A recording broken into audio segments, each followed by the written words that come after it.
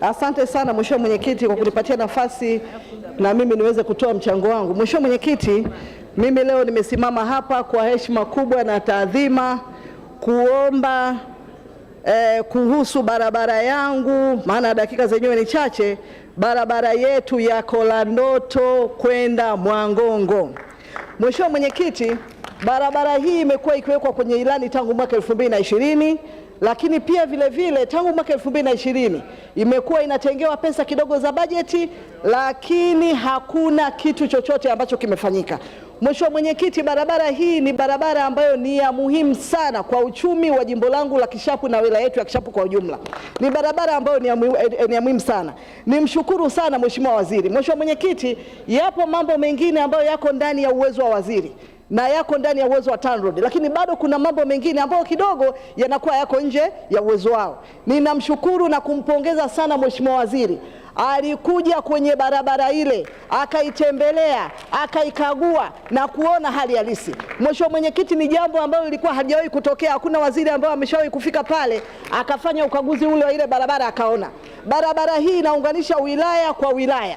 Mpaka sasa barabara ile ilikuwa haijawahi kuwekewa, niseme kwa ujumla wake, kwa historia, barabara ile haijawahi kuwekwa lami tangu uhuru. Nilikuwa naomba sana TANROADS, hebu naomba, licha ya kazi nzuri ambazo mnafanya, mnafungua nchi, mnasimamia mabarabara, naombeni sana, naomba sana Mheshimiwa Waziri, barabara yetu hii ya TANROADS, barabara yetu hii ya kutoka Kishapu kwenda ya kutoka Kolandoto kupita Kishapu kwenda Mwangongo ambayo ina kilomita 52.7 iweze kuwekewa lami.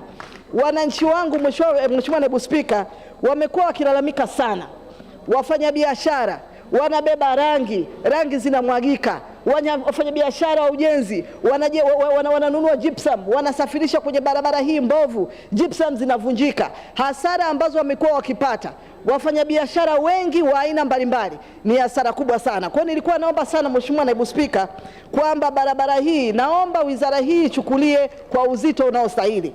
Lakini pia Mheshimiwa Rais alikuja kwenye jimbo langu mwaka jana tarehe 19, akasema kwamba baada ya kusikiliza historia hii kwamba barabara hii haijawahi kupata lami tangu uhuru, sasa hivi barabara hii inakwenda kujengwa kwa lami. Nilikuwa naomba Mheshimiwa Naibu Spika, kwa heshima na taadhima, naomba TANROADS, naomba wizara hii ya ujenzi iweze kutimiza wajibu wake kwa kuweza kujenga barabara hii. Lakini Mheshimiwa Naibu Spika, ipo barabara nyingine ambayo ni ya muhimu sana kwa uchumi wa kanda ya Ziwa.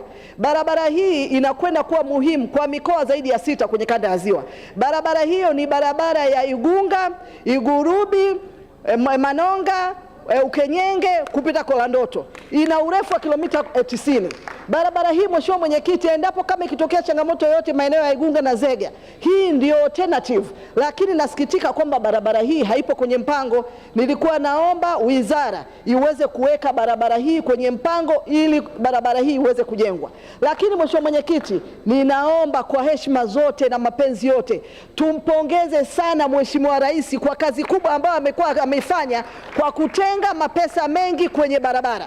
Mheshimiwa Mwenyekiti, nchi hizi za kimaskini na hasa hizi nchi za Kiafrika ambazo zinakuwa zina changamoto nyingi na priorities nyingi, wakati mwingine tunaweza tukalaumu kwa kwamba hiki hakijafanyika na hiki kimekwenda hivi, lakini mambo ni mengi, matatizo ni mengi na kila kitu ni cha muhimu.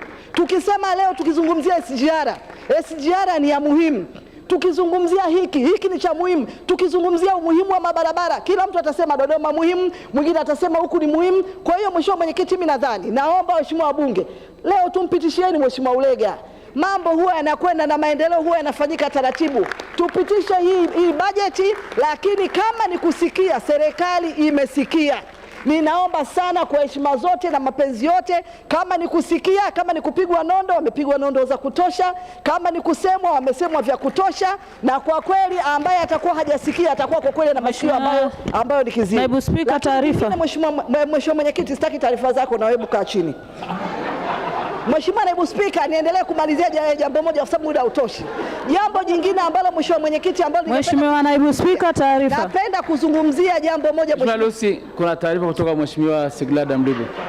Asante Mheshimiwa Naibu Spika, napenda kumpa taarifa mzungumzaji kwamba Yeye sio mamlaka ya kuizungumzia serikali. Serikali itakuja itazungumza yenyewe, yeye azungumze matatizo yake na asitushawishi. Asante. Mheshimiwa Lucy, taarifa unaipokea? Mheshimiwa Naibu Spika, huyu hajitambui, kwa hiyo hata kumjibu napoteza muda. Mheshimiwa Naibu Spika, nataka nizungumzie jambo moja. Ni kwamba Mheshimiwa Lucy, kwa kusimamia kanuni sipokei. Asante, endelea. Mheshimiwa Naibu Spika, ni kwamba jambo hili, Mheshimiwa Mwenyekiti, sisi ni wabunge wa Chama cha Mapinduzi.